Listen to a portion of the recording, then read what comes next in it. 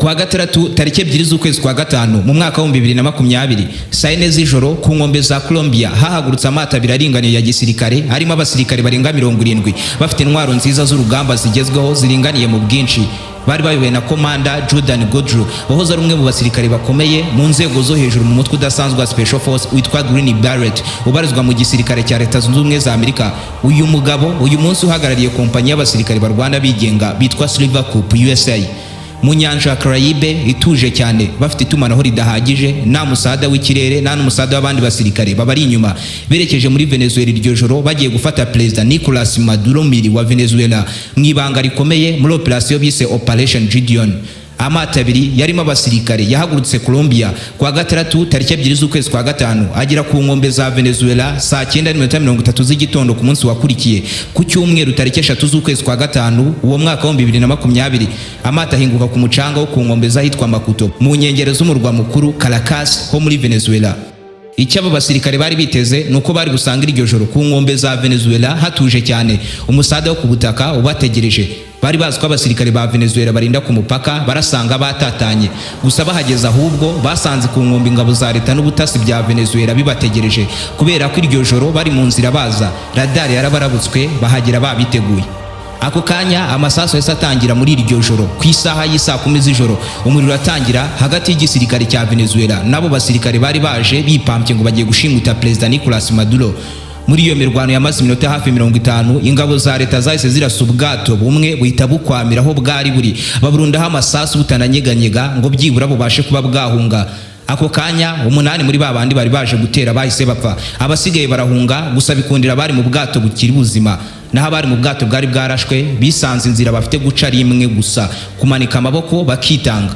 Ubyumve neza ko ibyo byose byabaye ariko izuba ryagiye kurasa mu gitondo muri Venezuela ibintu ari amahoro gusa. Kuri uwo munsi umwe tariki 3 z'ukwezi kwa gatanu saa 2 z'igitondo igitero cya kabiri cy'aba basirikare ariko bake cyane ugereranyije n'ababanje batatse Venezuela baciye ku rundi ruhande mu burasirazuba bwahitwa Macuto. Binjiye muri Venezuela mu ibanga rikomeye, binjira baciye inyuma bagenda gake gake gikomando mu ngendo iciye bugufi ku murongo batuje nta kosa. Nyuma y'akanya bakinjira mu gihugu bitegereje neza babona bazengurutswe n'igisirikare cya Venezuela. Batagoranye ako kanya bahise bunamuka bahagarara bemye bakuramo intwaro zabo zose bashyira hasi, ibiganza byabo ku mutwe. Venezuela ipakira haduye kubera ikosa rimwe gusa ryo kwinjira muri Venezuela bitsimba ingabo za leta gusa, ariko bakabanwa n'abaturage basanzwe barimo baruba, bahise babatabariza. Mu bafashwe ako kanya harimo abasirikare babiri b'Abanyamerika, kandi no mu gitero cyari cyabanje mu bari bafashwe harimo abasirikare 8 bari barahoze barwanira mu gisirikare cya Leta Zunze Ubumwe za Amerika.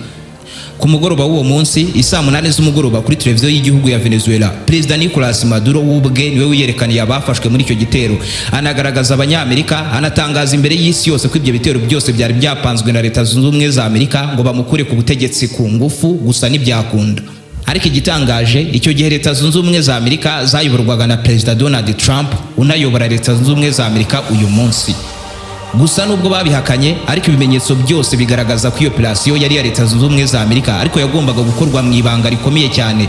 Ipfubye rero bahise bayihakana, ariko byaje kurangira umupangu wabo wo gushimuta Perezida Nicolas Maduro wa Venezuela bawugezeho ejo bundi tariki 3 z'ukwezi kwa mbere mu mwaka wa 2026 kubwo gukoresha Delta Force, Special Force ya mbere mu gisirikare cya Leta Zunze Ubumwe za Amerika yahumuye, itumwa gusa gushyira hasi HVT High Value Targets, ibipimo bikakaye ibyigenge bidakorwaho byigizashwe bitinywa ku rwego rw'isi hose. Nibwo Leta Zunze Ubumwe za Amerika zisanga zifite amahitamo amwe gusa, Delta Force ikavunira mu mavi. Ibyari byarananiranye mu mwaka wa 2020 Delta Force yabikoze mu minota itarenze 30 basohora Nicolas Maduro iwe bamuziritse adakoza n'ibirenge hasi. Iyi Delta Force itinywa na buri mwanzi wese wa Leta Zunze Ubumwe za Amerika ni banuki. Igitinyiro n'ubuhangange babivana he kuki ari abadakubitwa? Niba ari ubwa mbere wari wisanzwe kuri umuyoboro mugari byegeranyo mu Rwanda, icyo usabwa no gukanda subscribe ugafungura inzogera kugira ngo ukomeze gutungurwa no gusobanukirwa na byinshi cyane bimeze nk'ibicanganye kuri iyi sinzi madutuye. Ndi Aime Christian ikaze. Aho ni wabara arembejwe n'abajura wikeka inyatsi ku buryo ntacyo ukora ngo kiguhire, mufitanye amakimbirane mu muryango, ukeka ko umugabo cyangwa umugore wawe yaba guca inyuma, nuhirwa mu rukundo, wabuze umukunzi cyangwa urubyaro, naho utageze waka kazi ariko warakabuze burundu. Igisubizo cy'ibi byose ni muganga Ruti ushyira iherezo ku bibazo byajujubije ubuzima bwawe. Muganga Ruti atanga umuti ugarura ibyibwe, agatanga umuti urinda abajura burundu, umuti ugaragaza abagabo n'abagore bacana inyuma, agashyira igitinyiro ku muntu cyangwa ikintu runaka, agakiza burundu inyatsi n'ibijyanye nazo, agatanga igihano ku wahemukiye undi. Ndetse uyu muganga anatanga umuti ku bakobwa babuze abagabo n'umuti ku babuze urubyaro, agatanga umuti ku babuze akazi burundu, akanavura burundu amarozi y'amoko yose. Muganga Ruti agukoraho rikaka aho waba uri hose mu isi. Icyo usabwa ni ukumuhamagara cyangwa ukamwandikira kuri nimero uri kubona muri screen yawe.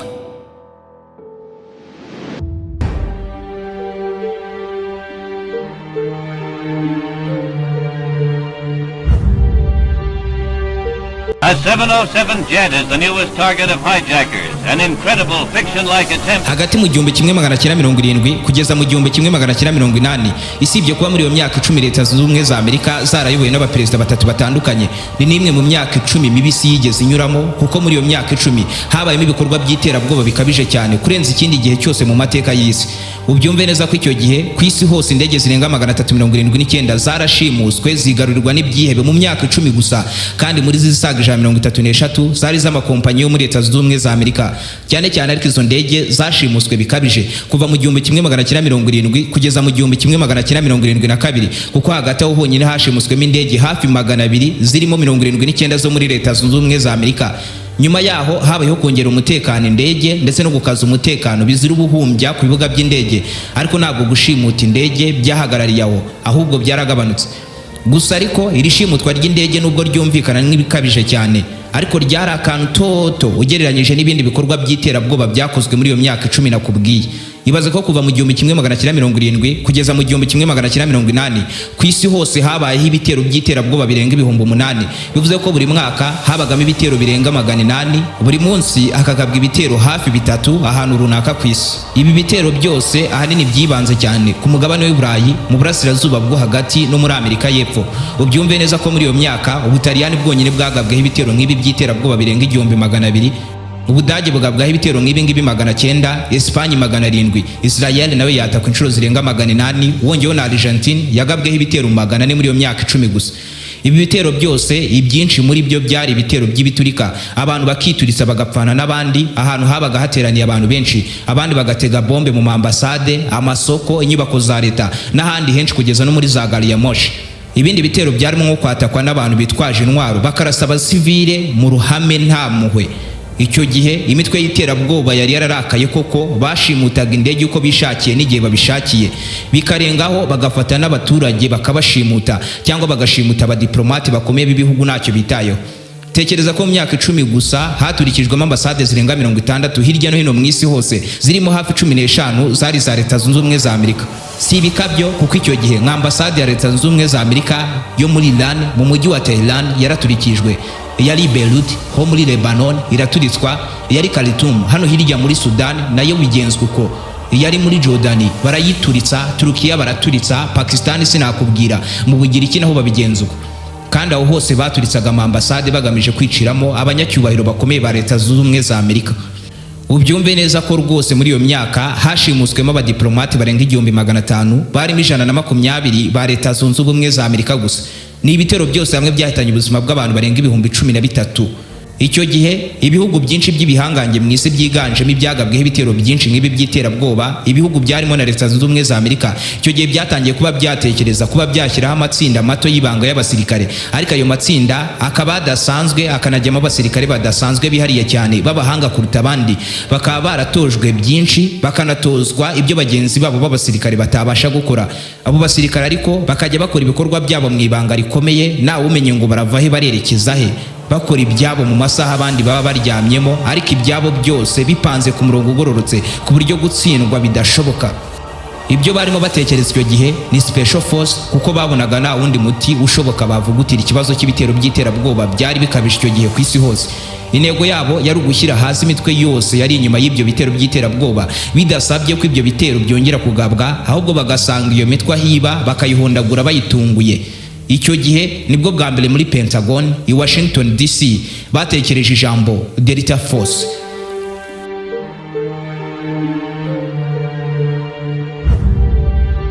Uyu munsi Delta Force ni special force ya mbere cyangwa imwe muri ebyiri za mbere ku isi hose zitinyitse kuruta izindi zose. Ni First Special Force Operational Detachment Delta, First C4DD, yamenyekanye nka Delta Force cyangwa CAG, Combat Application Group. Ni special force mu gisirikare cya Leta Zunze Ubumwe za Amerika, igizwe n'abasirikare bari hagati y'igihumbi kugeza ku cyatanu, ariko muri bo abafata imbunda bakarwana ku rugamba ni barenga 300, akenshi ariko bakoherezwa kuri misiyo ya mbere igoranye kurenza izindi, zimwe ama special force zireba zikinanirwa. Misiyo zirimo nko kubohoza ku ngufu abafashwe bugwate, barinzwe bikaze cyane, kurwanya ibikorwa byose by'iterabwoba no kujya gufata ibipimo by'agaciro kenshi. Bivuze ko nyine bajya kuzana bugwate ibyigenge byamanitse akaguru ku kandi bidakorwaho. Kugira ngo mwumvishe ukuntu abasirikare ba Delta Force bahumuye, boherezwa kuri operasiyo zikaze kuri rwa rwego rw'uko White House yose kugeza no kuri perezida ubwe bicara bakareba ukuntu ibikorwa bari kubikora akantu ku kandi, bongera gusubira mu bikorwa byabo bisanzwe. Ari uko iyo operasiyo isoje, abasirikare ba Delta Force bongeye kwinjira mu ndege bagarutse muri Leta Zunze Ubumwe za Amerika, cyane ko nyinshi muri operasiyo boherezwaho zibera hanze y'iki gihugu cya Leta Zunze Ubumwe za Amerika, bakazikora mu ibanga, bakazikorana ubwenge n'umuvuduko byegereye bitarabaho, kandi akenshi mu bikorwa byabo bigabanyamo amatsinda 4: itsinda A, B na C na D, ni nako bitana ku byombo bahamagaranaho. Aba basirikare bose baba ari abahanga cyane mu kurwana intambara zo mu mijyi, izo mu byaro, izo mu kirere, mu mazi n'ahandi hantu hasa nkaho hihariye, cyane cyane hasa nkaho hari mu kato. Misiyo bajyaho bohereza abasirikare bake cyane, akenshi bakunze kuba batarenze 12, ariko baba bahagije kugira ngo gusa bateze umutingito ku isi hose. Delta Force abasirikare bayo baba ari abahanga cyane mu bijyanye byose n'ubutasi n'ibifite aho bihurira nabwo, kandi akenshi bakorana bya hafi n'ikigo cy'ubutasi cya CIA na NSA, National Security Agency. Aba basirikare kandi baba bazi neza 100% guhangana n'ibiturika, kubitegura no kubizimya kuri rwa rwego rw'uko bipfa ubusa.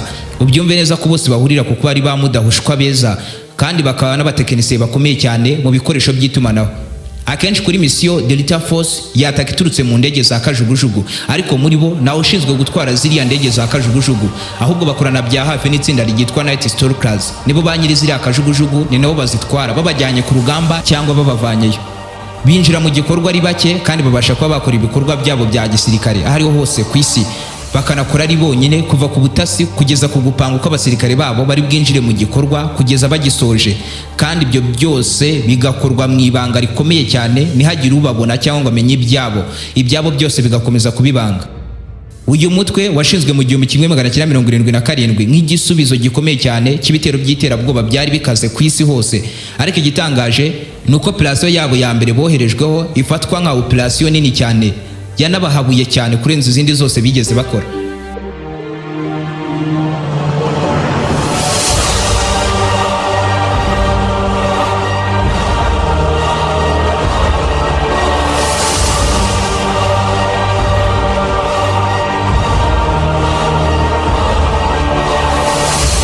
Kwa kane tariki 24 z'ukwezi kwa kane mu 1980 ahagana saa 11 z'umugoroba, Perezida Jimmy Carter wari wa Leta Zunze Ubumwe za Amerika icyo gihe yasinye inyandiko zemeza ko ako kanya yatangizwa igikorwa cyiswe Operation Eagle Claw cyo kubohoza abanyamerika 52 bari barafashwe n'abaterabwoba muri ambasade ya Leta Zunze Ubumwe za Amerika yari Tehran muri Iran.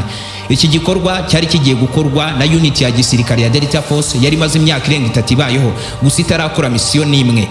Uko byagombaga kugenda nuko abasirikare ba Delta Force bagombaga kugeramo imbere mu gihugu cya Iran, bakahurira n'indege zabo za kajugujugu zibategereje, akaba arizo zibakura mu butayu bwa Iran zikaberekeza mu murwa mukuru i Tehran ahari ambasade ya Leta Zunze Ubumwe za Amerika. Iyi ambasade bakayinjiramo mu ibanga rikomeye, bakinjirana ibyihebe bitarabutswe, bakabirasa, bakabishyira hasi byose icyarimwe umwe ku wundi, ahasigaye bagasohora abanyamerika bagenzi babo bari bafashwe miri.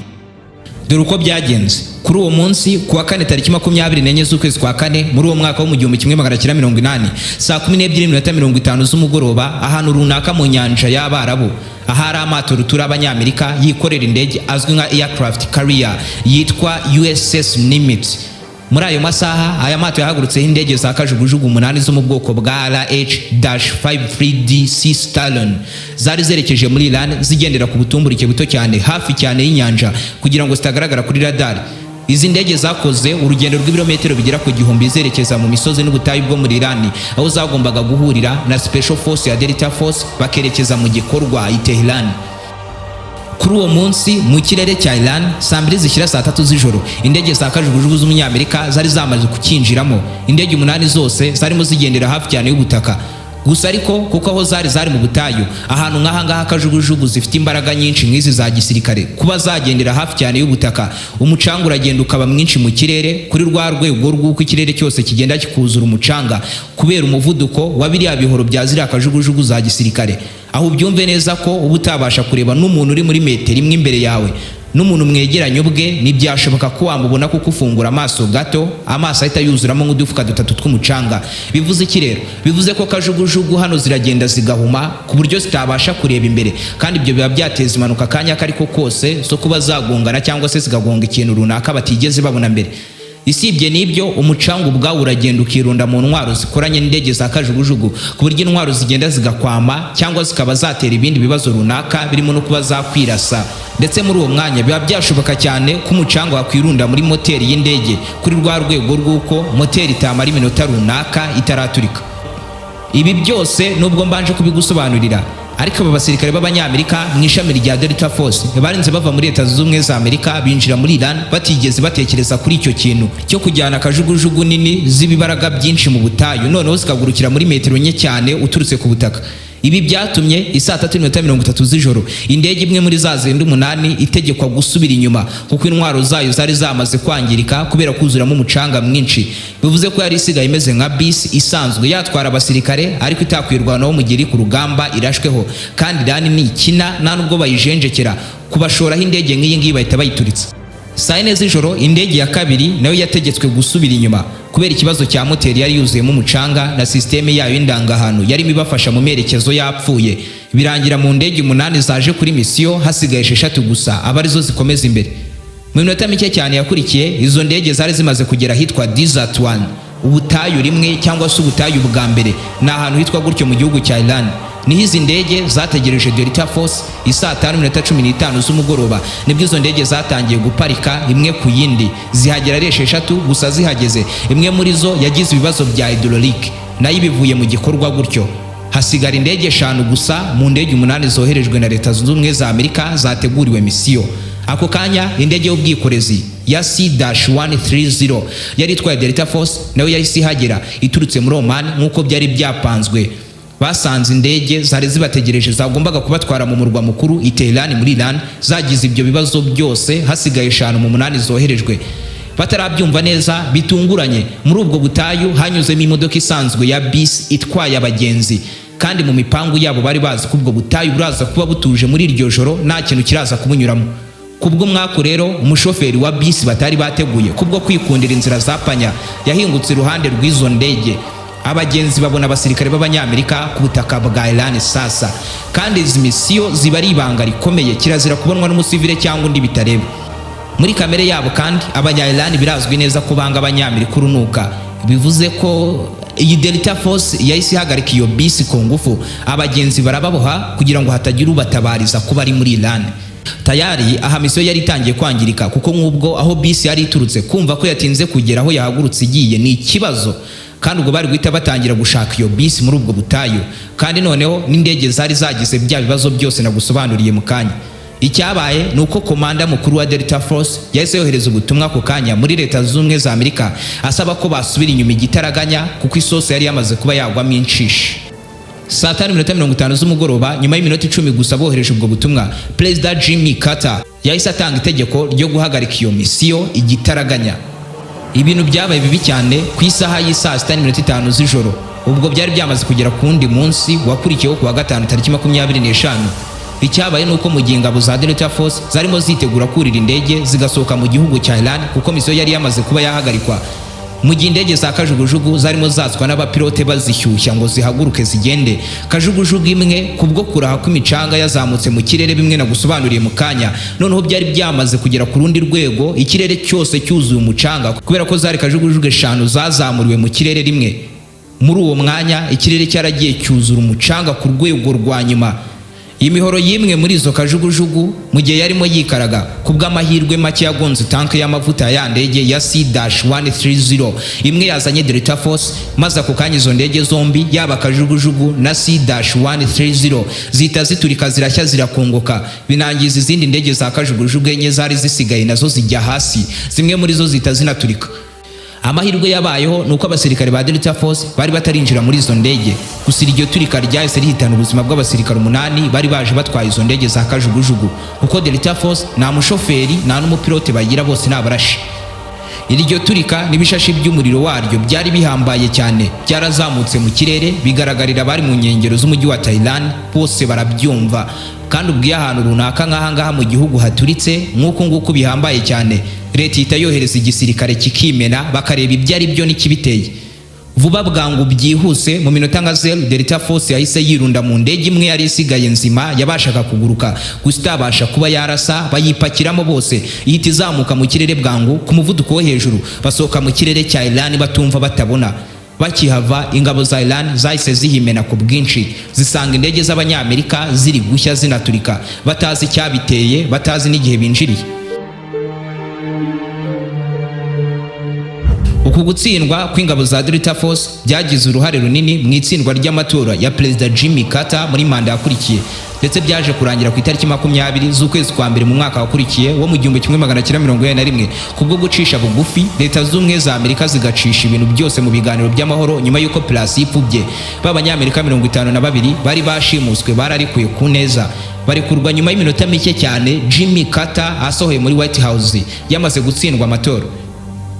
Gutsindwa icyo gihe kwa Delta Force byababaje ku bwinshi Abanyamerika, ariko nibigeze batakariza Delta Force agaciro. Intego yabo yakomeje kuba HVT, High Value Target, ibipimo by'agaciro ko hejuru cyane, ndetse operasiyo bakurikijeho bazikoranye ubugome bubyibushye cyane.